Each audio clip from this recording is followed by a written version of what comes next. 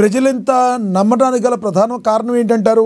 అది బీఆర్ఎస్ మీద ఉన్న వ్యతిరేకతగా భావించాలా, లేదంటే కాంగ్రెస్ పార్టీ అధికారంలో ఉంది కాబట్టి మనకి డెవలప్మెంట్ అవడానికి కంపల్సరీ ప్రభుత్వం వైపు నిలబడాలని ప్రజలు అనుకున్నారనుకోవాలా? ఏంటంటారు, ఎందుకు నిలబడ్డారు కాంగ్రెస్ వైపు ప్రజలు? రైట్, ప్రధానంగా జూబ్లీ హిల్స్ లో 10 ఏళ్ల పాటు మాగంటి గోపీనాథ్ సంబంధించవచ్చు బీఆర్ఎస్ పార్టీ అభ్యర్థి ఎమ్మెల్యేగా పనిచేశారు. రూలింగ్ గవర్నమెంట్ 2 సార్లు బీఆర్ఎస్ ప్రభుత్వం 2 సార్లు రూలింగ్ గవర్నమెంట్ లో ఉన్నది. అభివృద్ధికి సంబంధించి కూడా కుంటుపడింది. ఇక జూబ్లీ హిల్స్ ప్రజలకు సంబంధించి కూడా 10 ఏళ్ళు ఈ బీఆర్ఎస్ పాలనకు సంబంధించి కావచ్చు, ఇక్కడ స్థానిక ఎమ్మెల్యే చేసిన అభివృద్ధి కార్యక్రమాల పైన కుంటుపడింది. కాబట్టి ఇక ఈ వ్యతిరేకతతో ఇక కాంగ్రెస్ పార్టీకి కలిసి వచ్చిందని చెప్పొచ్చు. దాంతో పాటుగా ప్రజాపాలన 2 ఏళ్ల కాంగ్రెస్ ప్రభుత్వం ఏర్పాటు తర్వాత జూబ్లీ హిల్స్ కు సంబంధించిన పలు అభివృద్ధి కార్యక్రమాలు కావచ్చు, ఇక్కడ అంటే చాలా వరకు జూబ్లీ హిల్స్ ప్రాంతంలో పేద మధ్య తరగతి కుటుంబీకులు ఎక్కువ ఉంటారు. వాళ్ళకి సంబంధించి కూడా గత 10 ఏళ్లకు రేషన్ కార్డు కావచ్చు, ఇతర ఇందిరమ్మ ఇల్లు కావచ్చు, ఇక్కడ కనీస సౌకర్యాలకు సంబంధించి అక్కడ చిన్న చిన్న ఏదైతే సౌకర్యాలు కూడా గత ప్రభుత్వం కల్పించలేకపోయింది. ఇక బీఆర్ఎస్ ఓటమి తర్వాత కాంగ్రెస్ పార్టీ అధికారంలోకి వచ్చిన తర్వాత జూబ్లీ హిల్స్ లో ప్రజాపాలనలో ప్రతి ఇంటికి సంక్షేమం అందినట్టుగా కూడా స్పష్టంగా ప్రజలే ప్రచారంలో తెలుపడం జరిగింది. ఇందిరమ్మ ఇల్లు అంటేనేమి సన్న బియ్యం పంపిణీ కావచ్చు, అలాగే మిగతా ఏదైతే ఇక్కడ సీవరేజ్ కి సంబంధించిన డ్రైనేజ్ సమస్యలు కావచ్చు, వర్షం వస్తే కూడా డ్రైనేజ్ సమస్యలకు సంబంధించి కూడా ఈ రహమత్ నగర్ ప్రాంతాలకు సంబంధించి కావచ్చు, ఇక్కడ జూబ్లీ హిల్స్ బస్తీలోను వాళ్ళు కాలనీలు నీట మునిగిపోయి ఇంకా చెరువులు తలపించాయి. ఆ సిచ్యువేషన్స్ ఇప్పుడు రాలేదు. దాంతో పాటుగా ఈ పథకాలకు సన్న బియ్యం, కొత్త రేషన్ కార్డులు, ఇందిరమ్మ ఇల్లు, ఇక జూబ్లీ హిల్స్ కి సంబంధించి కూడా పలు 500 కోట్లకు పైగా కూడా పలు అభివృద్ధి కార్యక్రమాలకు శంకుస్థాపన చేశారు.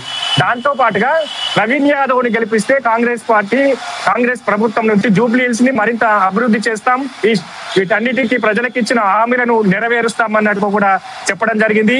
దాంతో పాటుగా బీసీలకు సంబంధించిన రిజర్వేషన్ అంశం కూడా బలంగా ఫలించింది. ఎందుకంటే బీసీ అభ్యర్థి అక్కడ ఇరు పార్టీలకు సంబంధించి కూడా బీసీ అభ్యర్థిని బరిలో నిలపలేకపోయింది. 42% బీసీలకు సంబంధించి కూడా కాంగ్రెస్ ప్రభుత్వం హామీ ఇచ్చింది. కాబట్టి హామీ మేరకు బీసీ అభ్యర్థిని బరిలో దించాం. జూబ్లీ హిల్స్ ఎన్నికల నుంచే కూడా రిజర్వేషన్ కి సంబంధించి కూడా కాంగ్రెస్ పార్టీ కట్టుబడి ఉన్నట్టుగా కూడా ఇండికేషన్ ఇచ్చింది. వీటన్నిటికీ సంబంధించి కూడా జూబ్లీ హిల్స్ ఓటర్లు కావచ్చు, ముఖ్యంగా ఏదైతే ఈ జూబ్లీ హిల్స్ పరిధిలోని 7 డివిజన్లలో రేషన్ కార్డుల పంపిణీ, సన్న బియ్యం కావచ్చు, ఇందిరమ్మ ఇళ్ల పంపిణీ ఈ ఇంపాక్ట్ అయితే పడ్డది. దాని తర్వాత కాంగ్రెస్ ప్రభుత్వం తర్వాత ఏవైతే ఆలోచిస్తుందో వాటిని నెరవేర్చబోతా ఉన్నామని కూడా చెప్పడం జరిగింది. కాబట్టి ఖచ్చితంగా వీటిని ప్రజలంతా నమ్మారు, విశ్వసించారు. మరోవైపు బీఆర్ఎస్ కి సంబంధించి 10 ఏళ్ల పాలనకు సంబంధించి కూడా ఎట్లాంటి వైఫల్యాలు జరిగాయో వాటన్నిటిని ప్రజలకు సంబంధించి కూడా అప్పుడు పార్టీని ఈసారి ఖచ్చితంగా కాంగ్రెస్ పార్టీని గెలిపించాలి, కాంగ్రెస్ అభ్యర్థిని మారిస్తే ఖచ్చితంగా అభివృద్ధి జరుగుతున్నట్టు కూడా ఓటర్లంతా బలంగా నమ్మారు. కాబట్టి కాంగ్రెస్ పార్టీ వైపు మొగ్గు చూపినట్టుగా తెలుస్తుంది. దాంట్లో భాగంగానే ఈ మెజార్టీతో ఈ లీడింగ్ అయితే కొనసాగుతా ఉన్నది. మొత్తంగా కాంగ్రెస్ పార్టీ ప్రజాపాలన డెవలప్మెంట్ వైపు అయితే అడుగులు పడతా ఉన్న పరిస్థితి అయితే కనిపిస్తా ఉంది. ఇంకా 4 రౌండ్లు మిగిలి ఉన్నాయి. కాబట్టి ప్రజలకు సంబంధించి కూడా ఇలాంటి తీర్పు ఇవ్వబోతున్నారు, ఎంత మెజార్టీ ఇస్తారు, లేదా ఈ ట్రెండ్స్ ఏమైనా తారుమారు కాబోతున్నాయి అన్న ఇంకా తెలియాలంటే ఇక గంట పాటు వెయిట్ చేయాల్సిన అవసరం అయితే ఉంది. లక్ష్మీనాథ్, అయితే ప్రధానంగా చూసుకుంటే ఈ జూబ్లీ ఉప ఎన్నిక ఏదైతే ఉందో రాబోయే కాలంలో మరీ 2-3 చోట్ల ఉప ఎన్నికలు రావడానికి అంకురార్పణ జరిగింది అనుకోవచ్చా? ఎందుకంటే ఇప్పటికే కొంతమంది బీఆర్ఎస్ టికెట్ ద్వారా గెలిచి కాంగ్రెస్లోకి వెళ్ళిన వాళ్ళు ఉన్నారు. ఖైరతాబాద్ కావచ్చు, గట్కేసర్ కావచ్చు, మరి కడియం శ్రీహరి కావచ్చు, లేదంటే దాను నాగేంద్ర కావచ్చు. వీళ్ళ ద్వారా ఆల్రెడీ కోర్టుకు వెళ్ళి బీఆర్ఎస్ కంపల్సరీ వాళ్ళు రాజీనామా చేయాలని ఒత్తిడి తీసుకొచ్చిన పరిస్థితి. ఈ రోజున వీళ్ళే స్వయంగా రాజీనామా చేసి మరి మళ్ళీ ఉప ఎన్నికలకి వెళ్ళడానికి అవకాశం ఈ జూబ్లీ కాంగ్రెస్ గెలుపు ద్వారా అయ్యే అవకాశం ఉందంటారా? కాంగ్రెస్ పార్టీ వెళ్ళే అవకాశం ఉంది? ప్రధానంగా పార్టీ ఫిరాయింపుల అంశానికి సంబంధించి కూడా స్పీకర్ వద్ద ఇప్పుడు విచారణ కొనసాగుతా ఉన్నది. దాంట్లో 10 మంది ఎమ్మెల్యేలు కాంగ్రెస్ అధికారంలోకి వచ్చిన తర్వాత 10 మంది ఎమ్మెల్యేలు బీఆర్ఎస్ నుంచి కాంగ్రెస్ పార్టీలో చేరారు. వాళ్ళపైన చర్యలు తీసుకోవాలి. పార్టీ ఫిరాయింపుల చట్టం ప్రకారం వాళ్ళపైన వేటు వేయాలంటూ కూడా బీఆర్ఎస్ ఎమ్మెల్యేలు ఇక్కడ ఫిర్యాదు చేసి సుప్రీంకోర్టును ఆశ్రయించారు. సుప్రీంకోర్టు కూడా ఇక స్పీకర్ కి చర్యలు తీసుకోవాలంటూ కూడా ఆదేశించింది. అది కొనసాగుతా ఉన్నది. దాంట్లో ప్రధానంగా దానం నాగేందర్ ఖైరతాబాద్ ఎమ్మెల్యే సంబంధించి కూడా దానం నాగేందర్ కి సంబంధించిన నోటీసులకు వివరణ ఇవ్వలేదు.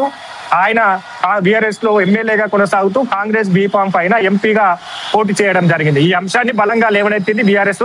ఇదే ఆధారాన్ని సుప్రీంకోర్టుకు సంబంధించి కూడా అఫిడవిట్ రూపంలో సమర్పించింది. వైపు స్టేషన్ గణపూర్ ఎమ్మెల్యే సంబంధించి కూడా ఆయన ఆ నోటీసులకు రిప్లై ఇవ్వలేదు. అంటే ఇద్దరికి సంబంధించి కూడా ఇప్పుడు ఇలాంటి చర్యలు తీసుకోబోతుంది. ఒకవైపు ఖైరతాబాద్ ఎమ్మెల్యే దానం నాయందరికి సంబంధించి కూడా ఆయన కాంగ్రెస్ బీఫామ్ పైన ఎంపీగా పోటీ చేశారు కాబట్టి ఏ విధమైన చర్యలు తీసుకుంటే ఖచ్చితంగా అక్కడ ఉప ఎన్నిక రాబోతా ఉన్నట్టుగా కూడా తెలుస్తా ఉన్నది. కాబట్టి అక్కడ కూడా ఎదుర్కొనేందుకు కాంగ్రెస్ పార్టీ సిద్ధంగా, ఎందుకంటే దానం నాగేంద్ర కాంగ్రెస్ పార్టీలోనే కొనసాగుతున్నారు. కాంగ్రెస్ కార్యక్రమాలకు సంబంధించి కూడా హాజరవుతున్నారు. ఒకవేళ ఆయన రాజీనామా చేసి మళ్ళీ అక్కడి నుంచి పోటీ చేస్తారా లేదా కొత్త అభ్యర్థికి ఏమైనా అవకాశం ఇస్తారా, వీటన్నిటికి సంబంధించి కూడా చర్యలు తీసుకున్న తర్వాత ఈ అంశాలకు సంబంధించి కూడా స్పష్టత వచ్చే అవకాశం ఉంది. అంటే ఇప్పుడు మాత్రం ఖచ్చితంగా ఈ జూబ్లీ హిల్స్ ఎన్నిక గెలిస్తే స్థానిక సంస్థల ఎన్నికలకు సంబంధించి కూడా కాంగ్రెస్ ప్రభుత్వం, కాంగ్రెస్ పార్టీ ఇంపాక్ట్ అయితే ఉంటుంది. స్థానిక సంస్థల్లో కూడా ఇదే